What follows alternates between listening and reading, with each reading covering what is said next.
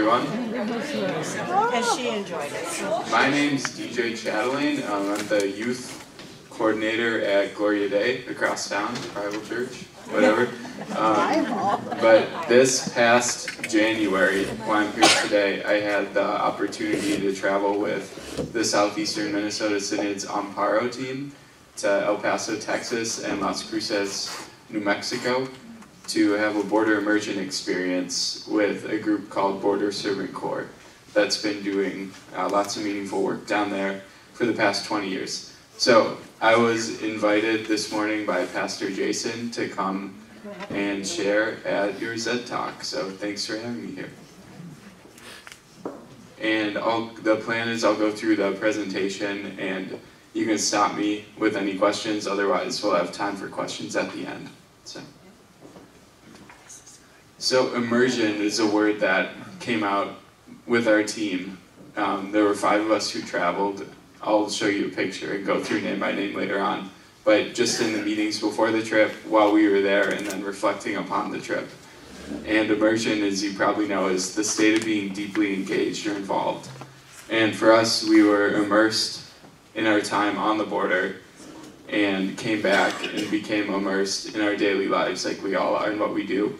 And just finding these different experiences we have in life and like drawing upon them and learning different lessons. So it's going in and then coming out and telling about it, which is what I'm here to do today. So what is the Synod's AMMPARO team? So AMMPARO is an ELCA, large organization at the national level, and it stands for Accompanying Migrant Minors with Protection, Advocacy, Representation, and Opportunities.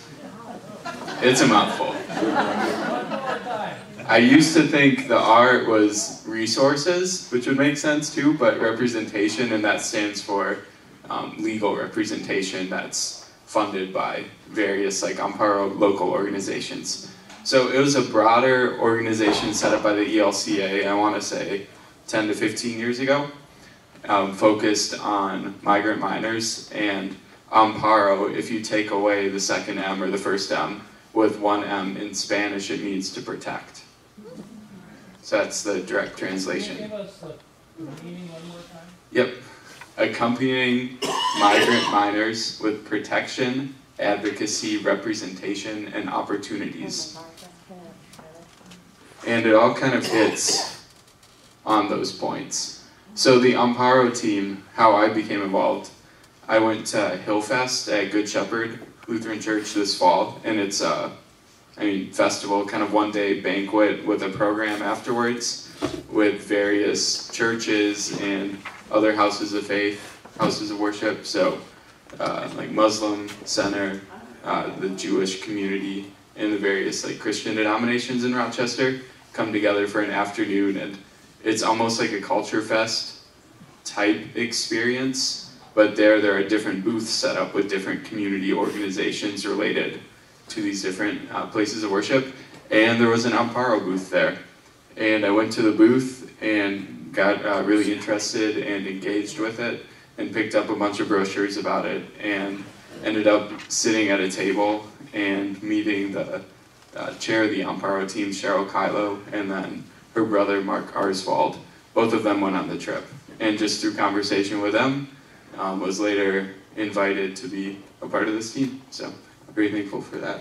But through that, our priorities as the AMMPARO team, our Synod has had the AMMPARO team for 2 years now, and I just joined on this fall. But from before the trip, during the trip, and then meeting after the trip, we came up with these listed 3 priorities. The first one being education, so going around to different churches like Zumbro, I've given presentations at Gloria Day, and other members have given presentations at, I want to say, 20 to 25 churches in our Synod. So just telling our stories and informing Lutherans in southeastern Minnesota, or whoever comes, about the work that's going on at the border and how it relates to us, and just a couple things we could do about it in our direct lives. And then the second, that relates to community partnerships. So kind of asking the question, how can we be neighbors with organizations already established in our communities? And then 3, action, like what we can do, whether working through community partners or doing visits to the border, or giving financial donations to support various ministries and organizations. So those are the 3 priorities we came up with, and it's a lot of like heavy background information, but now we'll get into a little bit more about the trip. So Amparo, they have, I think it's quarterly or every other month, webinars where all the different Amparo teams from across the country just sit in on a meeting with the Amparo chair with various updates. And at one of these meetings this past fall, Cheryl was watching, or a part of it, and she heard about this organization, Border Servant Corps, which is based in Las Cruces, New Mexico, and El Paso, Texas, why we went down there. And Border Servant Corps was formed about 20 years ago in 1997, based on Micah 6:8. So what does the Lord ask of you but to do justice, love kindness, and walk humbly?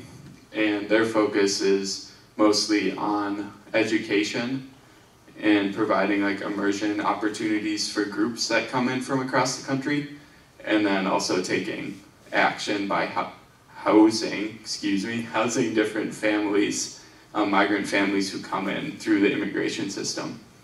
So I'll get to more of all these things will come together during this story.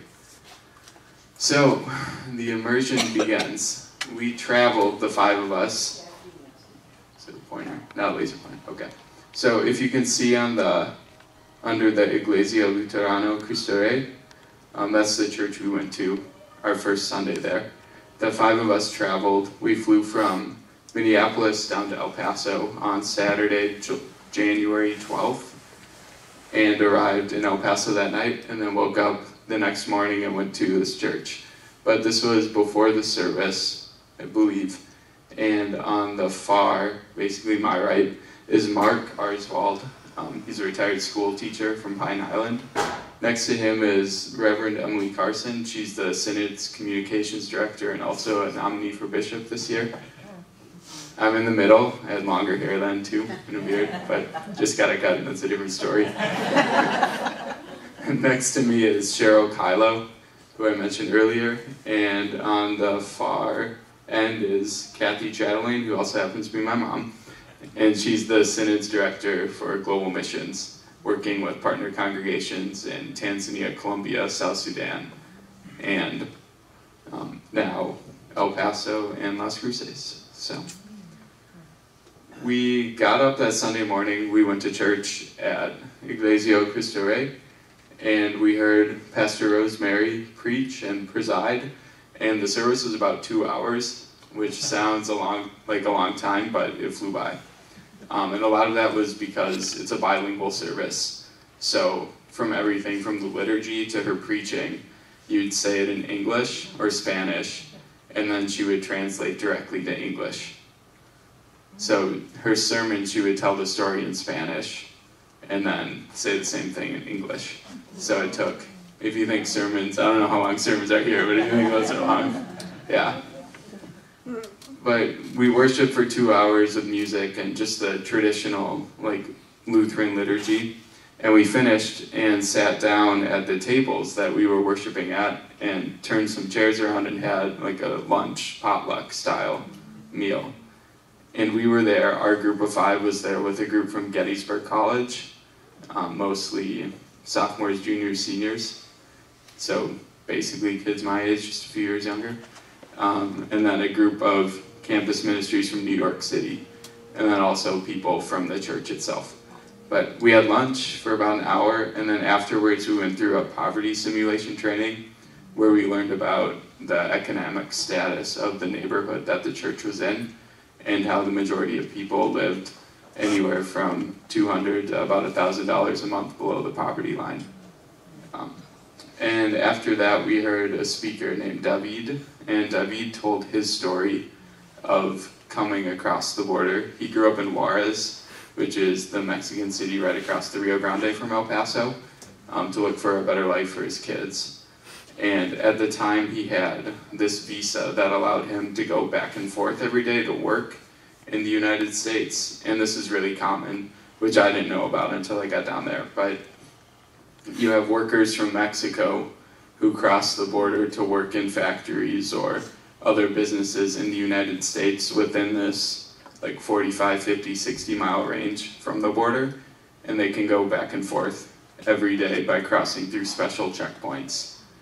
But there's nothing really stopping these workers from staying in the US within this zone. And unless like you commit a crime or get arrested, you're not going to be deported. So David, one day, he wanted to provide a better life for his kids, so he decided not to go back to Mexico and instead stayed in El Paso and has been there since, and it's been about 20, 30 years. But he has 2 adult children now. One's a dentist and one is in medical school, and they're both pretty well off now. And David is still living below the poverty line. And through his story, he asked the question, like, would I do it all again? Probably not. But my American dream is fulfilled because my kids have a better life than I ever will. They are not citizens, though. His children are, yeah. His children are citizens. Were they born here? I think one of them was, the other wasn't, but has become naturalized since then. So. And David still has that worker permit. So basically, he could go back and forth every day if he wanted to, but he technically is a legal status. We were at the church that morning for, I think we got there like 10 o'clock and didn't leave till 2 or 3 in the afternoon, maybe 4 o'clock. But then we drove up to this overlook where we could see all of El Paso and then Juarez, Mexico across. And these pictures, or this picture doesn't really do too much justice of what Juarez looks like, but there are buildings built on hillsides.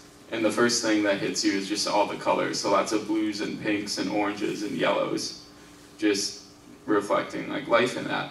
But at the same time, it's like very run down. You can tell buildings are built brick by brick, and everything's very clustered together.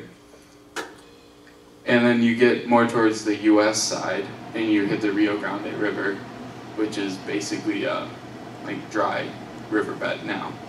Which again, I didn't really know it was dry until I got down there, because you hear stories of people crossing on boats or trying to swim across, but people actually just can walk right across the riverbed and then come up.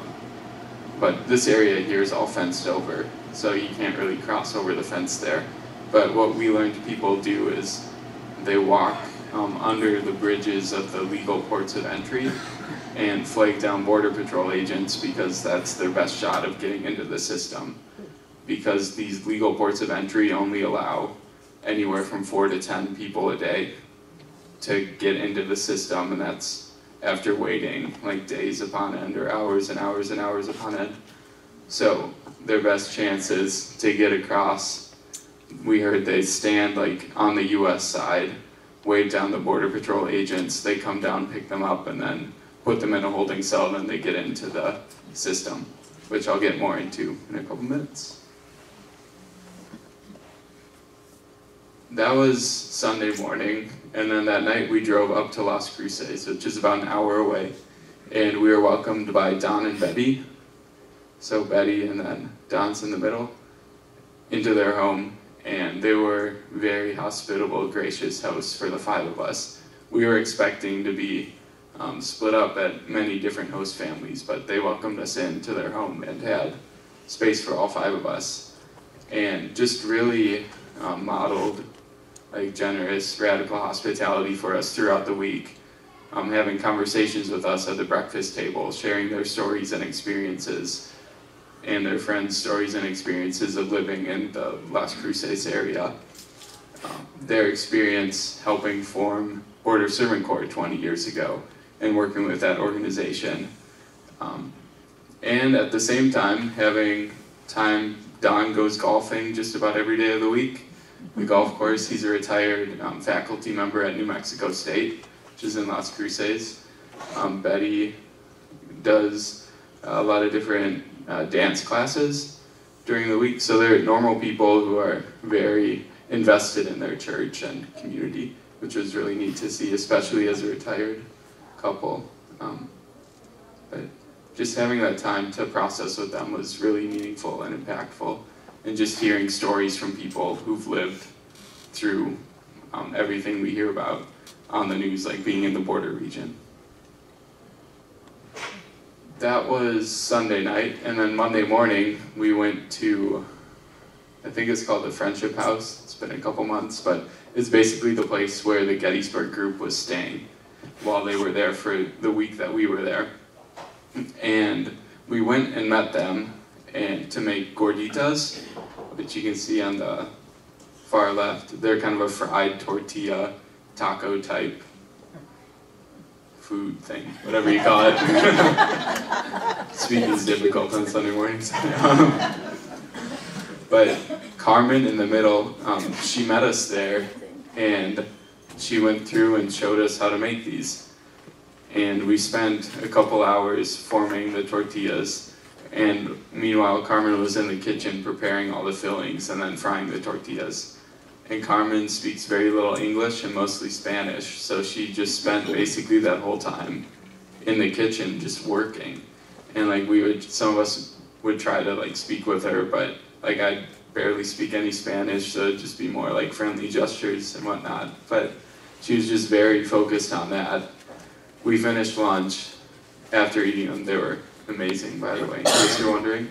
And then we all sat down in a circle, just like on couches and living room chairs, and we heard Carmen share her story. So Carmen also grew up in Juarez, and she had 2 children at the time. One of them was adopted, and her adopted daughter had pre-existing health conditions, but because healthcare in Mexico is nowhere near what we had in the United States at the time, she was able to bring her daughter across, and she went through legally and brought her daughter over to get health care. And her daughter had the care she needed until she turned 21. And this was before Obamacare, the Affordable Care Act, was in place. So once she turned 21, her daughter was off Carmen's health coverage and ended up dying a couple years later. And in that time, Carmen was also able to bring over 2 of her other 2 biological children, and they now live in the US and are working jobs, and better off than Carmen is, from what I remember. But Carmen, again, her story is a little different from David's, but she also asked the question, like, is it worth it? And she said, if it wasn't for my children, I wouldn't have gone through the immigration process. Monday wrapped up, and that afternoon we went to the church and started helping set stuff up for the migrant families to come in. So that's based at Peace Lutheran Church in Las Cruces, and I'll get to more about that later. But we were just setting up different rooms and air mattresses and stations for the migrant families to come into. But that next day, Tuesday morning, we went to federal court. So we thought we were going to immigration court, and this gets like really confusing and kind of over your head like legally, but they have 2 different court systems. So the federal court is the first stop migrants go to when they cross over illegally and are processed there. And then if they get through that, or when they get through that, they get sent to this separate immigration court where their status is determined, and it's ruled if they get into the system, like through asylum or another means, or if they're deported from there. But we went to the federal courthouse, and this picture just shows that you can see the building there, and you can't bring any photography or cameras or anything in, so the picture was just to show that. But we went there on a Tuesday morning and sat in on a hearing, and we walked into the courtroom, just kind of, I don't know if I'm sure most of you have been to a courtroom before or seen a picture of it, but we sat in the back viewing panel, and on the right side already there were 5 to 6 men sitting, just waiting in like jumpsuits and handcuffs, and then we saw 16 more men and women walk in, be escorted in by the warden with handcuffs, foot cuffs, and then sat down and given earpiece translator headsets, kind of things, because none of them spoke English.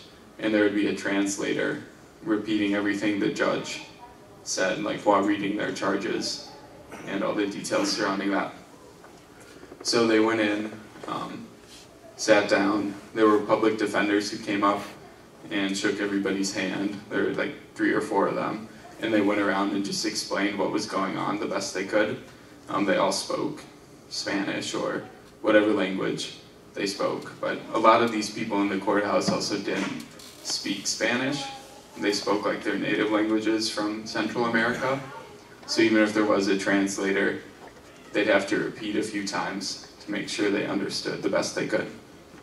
But the hearing began, and we sat there for probably 2 hours. And in that time, of the 22 who were read their charges and then convicted, there were 2 granted like the next step in the asylum process, and only 1 was convicted of bringing people across, like being a coyote and smuggling them or illegal substances across. And he was a national from Brazil, and he was convicted of bringing like 20 to 30 people and like getting money for that. But everybody else were people who either came the first time or the second time. And the first time when you come over, you face a maximum prison time of 6 months and a $5,000 fine, and then you're deported unless you get asylum. The second time, if you cross over illegally the first time and try to do it again, it's a maximum penalty of 5 years, and I think the fine's $125,000.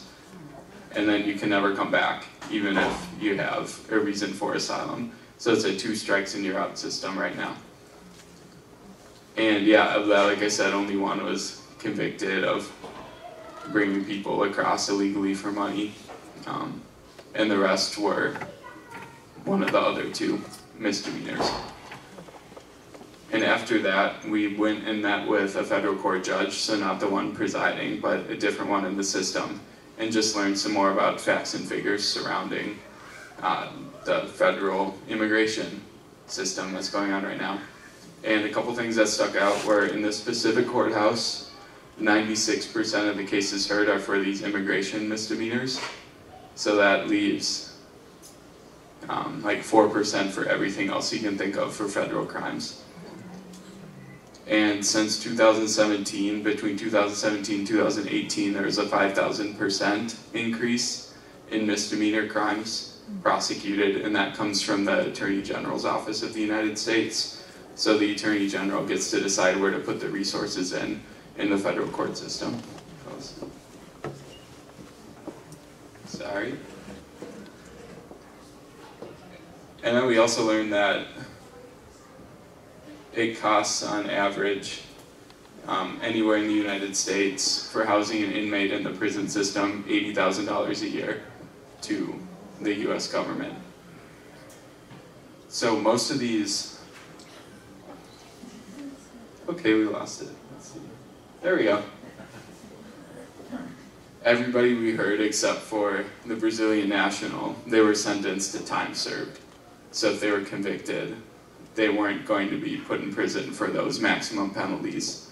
There was an agreement made to plead guilty where they would be deported, but they weren't deported right away because the government waits until there's enough people to fill a plane to send them back to whatever country they're in. So they could still be in prison right now for all I know.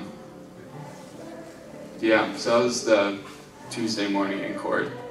Then we went back to peace that afternoon, and this is a setup for families that come in, usually a single parent with their children, and they're sent to these places like peace after they've gone in the immigration holding cell. So between the time they cross the border and then get sent to the site where they live with a sponsor family, because through the immigration system you get processed at different courthouses across the country. So there's an immigration processing center, I guess. They hear immigration cases at the federal courthouse in Minneapolis.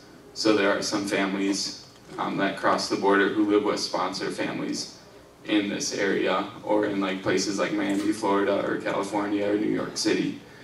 And sponsor families work, they have to be like a direct relative. So you have to be a blood relative of the person, so it can't be like somebody like me or you saying, I want to sponsor a family. You have to have some sort of relation to them. But in between being in this holding cell after they get over where they're at anywhere from 3 to 21 days, and it's a room with like fluorescent lights like this, concrete floor, concrete walls, probably kept at 60, 65 degrees, and the lights are on for 24 hours, and all they're given to sleep on is a marathon finisher blanket, so like a Mylar blanket, just a thin piece of basically tin foil. And they're there for 3 to 21 days, and then after that they're released, and they either have to figure out their travel arrangements to live with their sponsor families, or they get picked up by places like Border Servant Corps and temporarily housed for anywhere from a few hours to a few days at places like Peace Lutheran Church. So, at Peace, they were given a baggie that had different numbers, and each number corresponded to a different station they had to go to.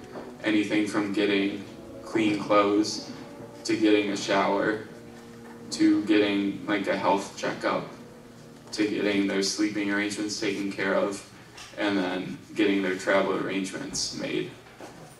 And I worked with the travel arrangements, even though I didn't speak any Spanish. I was the person who went and brought the families over to Kari, the director of Border Servant Corps, and she would be on the phone with the sponsor families, arranging transportation from El Paso or Las Cruces to wherever they were. And because they wanted to get them there as soon as possible, you'd be paying anywhere from like $100, $150 for a bus ticket to $500 or $600 for a plane ticket per person. And this was all the sponsor families who paid for that. Once they went through all the stations, they had just a place to hang out, play games, watch movies, and lots of food. So one of the things we did was eat a lot of food that week. And by the end of it, didn't really want to see a taco again for a little bit, but back at it now. But yeah, we spent a lot of time helping prepare meals, and I love cooking and being in the kitchen, so really enjoyed that. And yeah, just having that nourishment for them. But they'd have meals like breakfast, lunch, and dinner every day, and that was for Tuesday, Wednesday, Thursday. And by Thursday at noon, all the families were gone. And there were about 20 families at this specific site that week. And this is a place that takes in families every single week. And from what we heard from Kari most recently, they've set up a hotel now that's taking in families because the immigration system is maxed out capacity-wise. So they're trying to get people processed as quick as they can, especially with the government shutdown that happened in January. And another thing we did that week was actually bringing the families from the church to either the bus station in Las Cruces or the airport in El Paso. So one morning at 2 o'clock, Emily and I woke up and went to the church and picked up a mother and her 3 children and drove them to the airport. And it was about an hour drive there, and about halfway through, I noticed the state trooper starting to follow me from behind, and he or she was just kind of tailing me for 10 to 15 minutes and like falling back and then going ahead, and I was just as focused as I could be, like trying not to do anything stupid, but as if I got pulled over, I had no idea what would have happened. But we got them there safely, said goodbye, and for all we know, they arrived, but there's really no way for us to be in contact with them besides, I mean, they're still in the system because every adult that comes in has to wear an ankle bracelet, and that's given to them after they leave the holding cell, and they only get that taken off after their case is heard at immigration court. And it's waterproof, so they can go in the shower and stuff with it, but that can be on for anywhere from a couple months to a year or so, and especially with the government shutdown again, cases are backlogged, so it's just going to take that much more time to hear everybody. One of our last days there, we went and visited the border, And you can see like a wall fence up, and this is right outside of El Paso, next to the Mexican colony, they call it. So it's basically a suburb. You could call it like a shanty town, or I've been to South Africa a couple times, you'd call that a township. But just an area that's built up brick by brick, like dirt, roads everywhere, like dogs running around, trash on the ground. But there are roads, people are driving around.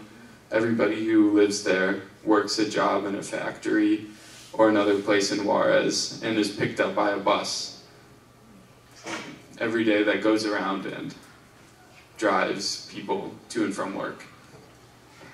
But we went there and we met Estela and Berta, and they both live in an opera, this colony, and they shared their story of living there, and we asked them a lot of questions like, what do you do for healthcare? And they said, well, we're like working on clinics here, otherwise there's a hospital we go to in Mexico, or in Juarez, but we never really know like what's gonna happen, like healthcare wise, they're usually at full capacity.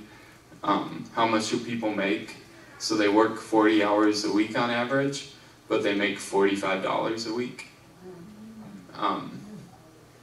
And like, what do you do in your neighborhood? Well, they're working on building a community library for adults and children and a school there as well.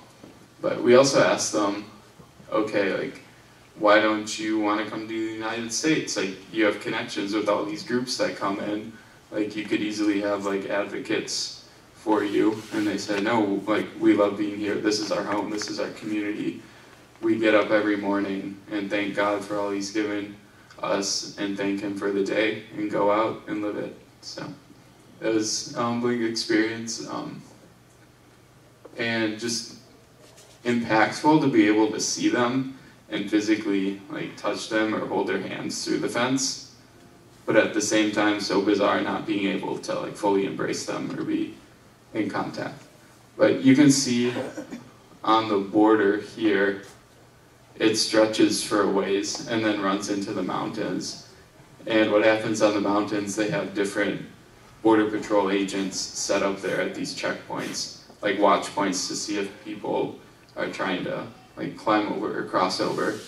Otherwise, on the stretch of the border, there is a Border Patrol agent, usually in a pickup truck or SUV, stationed every 15 or 20 miles. And that's so they can see like if caravans or whoever's or people smuggling things are trying to cross at different points. And what we learned from Border Patrol, what happens is that you have these groups of migrant caravans that cross anywhere from 20 to 40 people. They go across the border and they look for a Border Patrol agent, flag them down because they don't want to be stranded in the desert. And then they know it's their best shot of getting into the immigration system the sooner they do it. So they do that. The one Border Patrol agent in this 15, 20 mile radius waits there with this huge group until 2 or 3 more Border Patrol agents can come from a different point as backup and then transport them all to the holding cells where they can start getting into the system that I talked about earlier.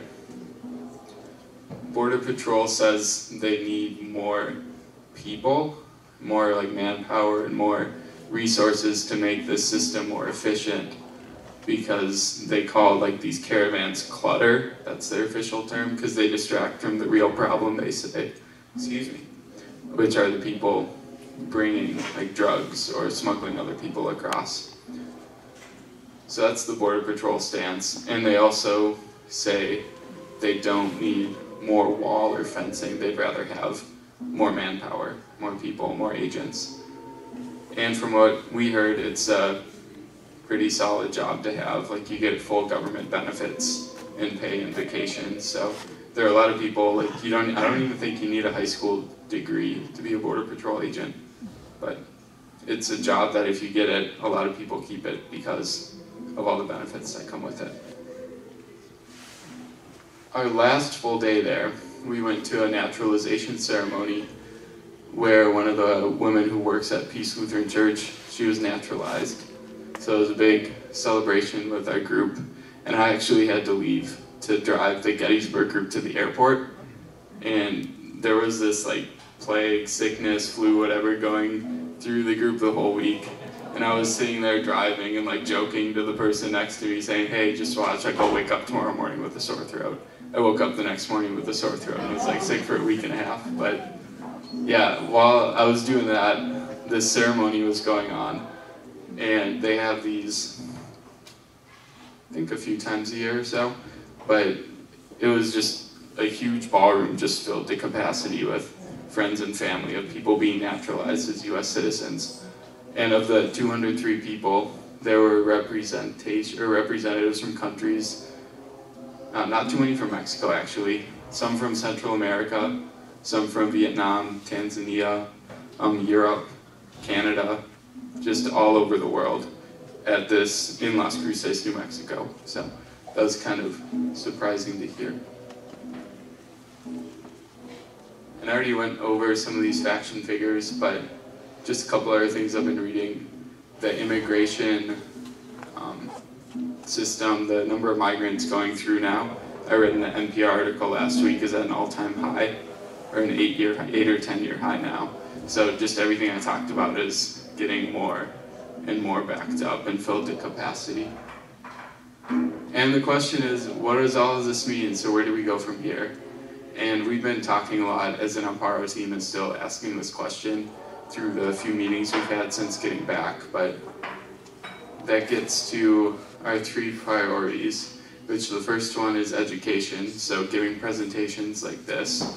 We've gone to about 20 to 25 different churches in our synod to present on our border immersion experience and just like share our story from being there, because you hear all these things on the news and you don't really know like what stuff to believe a lot of times. So we're just sharing our story, our perspective as Southeastern Minnesota Lutherans, just during that week there. And then the second one is partnerships. So working with community organizations in the Southeastern Minnesota area and figuring out like what the best course of action is. And action can be anywhere from working with these community organizations to going to visit the border to learn for yourself and share stories with your friends, family, colleagues, or to give money to this fund called Hand in Hand, directed towards reuniting families. So Hand in Hand is this fund that the Synod has that takes like a pool of money given to it and can direct it to various organizations like Border Serving Corps or organizations in our synod. And one of the like questions we've gotten or things we've talked about too is like where does like this apply to us in Southeastern Minnesota, and like how can we make connections with immigrants, with people who are here illegally when they're in hiding so much. And we're figuring that out. Don't really know the best way to do that, but think it's through these community partnerships and just like being aware of like our economy, like our agriculture specifically, migrant workers who work on the farms surrounding our communities, and just living with that uncertainty, that unsettlement, that fear of maybe being deported one day, and just recognizing, yeah, like asking a question would, I think I drove down Highway 52 yesterday, and there's that farm just north of Rochester that says without farmers you'd be like naked, sober, homeless, whatever. So like, yeah, without the workers working for the farmers, you'd be all those things. So I think I'll leave it at that. And this picture, I think this was at the airport in El Paso, but just the colors really represent the area. And the sunsets especially are beautiful, as all you know who've been to the Southwest U.S. So thank you. I'll take any questions. Yeah. In the news for a long time was the story of the separation of children from their parents. We haven't heard anything about that recently, maybe drowned out by or something, but anyway, did you hear anything about that? What the current status of all those children? Yeah, we heard a little bit. So the holding area where the children stay is a few hours from El Paso, so we didn't like experience that directly. But just talking with families there, as well as Border Servant Corps, we understand that it's still happening, although not as much as it was. So the families being separated, there are single parents coming with 1 or 2 of their children at a time, because you have a better shot if you have fewer people, and if only one come across, because if you have 2 parents who come, one of you is going to be deported automatically. So families choose to separate even before they cross the border. Now, I don't know exactly if that's still going on, where the government separates the children from the parent or parents who cross over, but they are being separated even before they go across, just the way the system works. What is the rationale for if both parents come for separating, sending one back? I think it's a space, to get through the immigration system. There's only a certain number of spaces allocated a day, anywhere from just crossing the border legally in the first place, the 4 to 10 spaces they have, to going through and getting granted first asylum, and then going through the whole citizenship process takes years. Yeah. When Mexicans are working in the U.S. and going back and forth every day, are they subject to laws that require minimum wage if they're working in the U.S.? No. They're not. No. So those companies don't have to pay minimum wage? I don't believe so, no. So could you, because we're videotaping this, could you repeat that question so that they can hear? Yeah, the question was, are these companies that hire workers who come back and forth from Mexico every day subject to minimum wage laws? And from what I remember, they're not. And that relates to migrant workers in our community here as well. They're not subject to minimum wage laws. Yeah. And that actually started, we went to a farm workers union museum, or it was a museum and then a center in El Paso, right across the border from Juarez. And we learned a bit more about the history of migrant workers in the United States. And a lot of it started in the 40s during World War II, because we needed more people working on the farms or even being drafted into the military. So there was an agreement between the US and Mexico to bring workers from Mexico to work our farms and land. And then after the war ended, many were sent back to Mexico, or their status was just kind of nullified. It's just really ambiguous, legally. And from then, there have been other programs to bring migrant workers to Mexico. And we learned more about this in the Border Patrol Museum, which is in El Paso too. And it was working really well until September 11th. And then the government cracked down more on enforcing immigration law just for the Department of Homeland Security for those reasons, because of the threat of terrorism. So, yeah. Does AMMPARO have any kind of a formal ethics statement on their position on immigration? Or they're just there to support people in whatever way they can? There's no specific politically directed statement. Yeah, ethical statement. There could be. I should check that out on the website. It's a good question. I know there are a lot of resources available on the ELCA website that kind of list what the ELCA's position is on various things related to immigration and social justice and that sort of thing. So thanks, Ann. I can't tell exactly how specific, but that's a great place to go. Yeah, and Amparo would obviously be directly related to the ELCA statement. So. Anybody else? Did you mention how you got involved, or how did you start? Yeah. So I went to that Hill Fest and met Mark and Cheryl, and then I got interested in it. So I contacted them, and then had the connection of my mom obviously working there. But it's something that I felt called to do my whole life. I went to South Africa a couple times in college and did a lot of work did an internship actually through this really cool program Duke University has, where they send Duke students across the world or across the country to do service-related work for a summer for about 8 weeks. But I was at a place called the District 6 Museum in Cape Town, and District 6 was built on a neighborhood that was forcibly evacuated during apartheid in South Africa because it was mixed race. So apartheid had the law that you had to live in a certain area based on the color of your skin. And they actually came, I learned, to the US in the 1920s to study Jim Crow law to come up with a lot of their policies. But you're given a pass, and on the pass said like your race, and based on the pass, it determined what parts of the city or the country you could go to. Well, there was this neighborhood in Cape Town called District 6 that was mixed race and pretty vibrant, really flourishing, and kind of in harmony. But, well, not harmony, because that doesn't really have, but you know what I'm saying.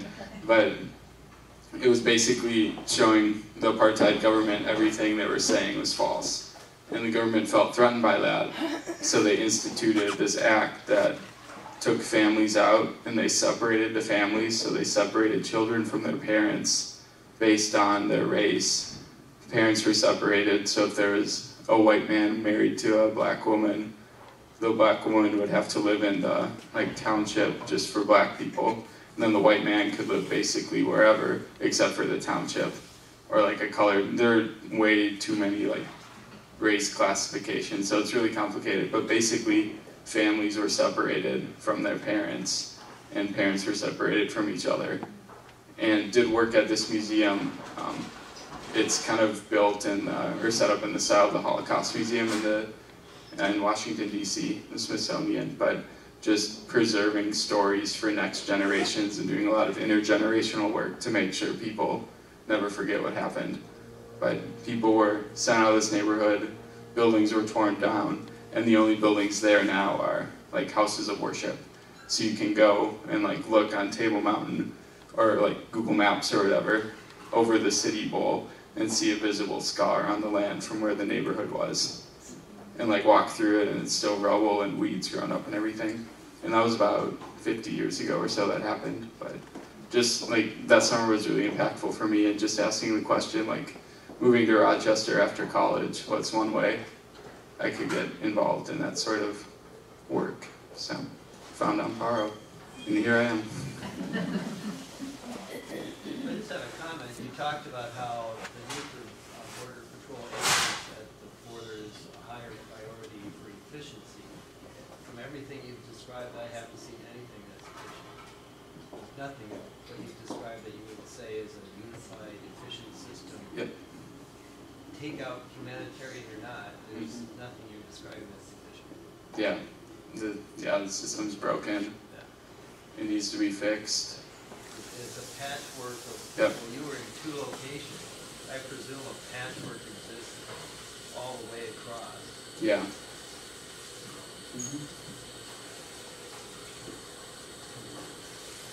Did they talk at all about, I've heard that when folks are lucky enough to get into court out here, that things go better to them if they are accompanied by, if they have advocates with them.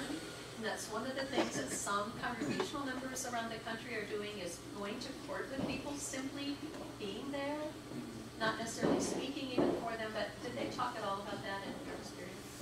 A little bit. I mean, we were there in the courthouse, but we obviously weren't acknowledged by the judge or anything. And I personally don't think that would have impacted the outcome of that specific hearing, but we were also in the federal court. We weren't in the specific immigration court, so I'm sure it would help. And that's something that the ELCA, broader Amparo organizations, suggest to do as a way to get engaged directly, just by accompanying migrants to the courthouse and sitting in the back. Were you a part of any discussions on really looking at the root cause of why are people from Central America, Mexico, many of these countries feeling the need to leave and to find a life outside of where they are currently living? Yeah, thanks for that question. Just about the root cause of why people are leaving their home countries in the first place. a lot of that comes from conflict, so war or economic inequality. That's actually, it's uncomfortable for us to hear, but just in the capitalist system of inequality that we live in, like the things we benefit at the same time exploit workers and people in these poor global south countries, I guess is the term for it. But it's just a lot of times is, yeah, like poor government, conflict, people's lives are in danger, and they're searching for just a decent life, like not a dream to make a ton of money, but just to have a better future for themselves and mostly their children. So.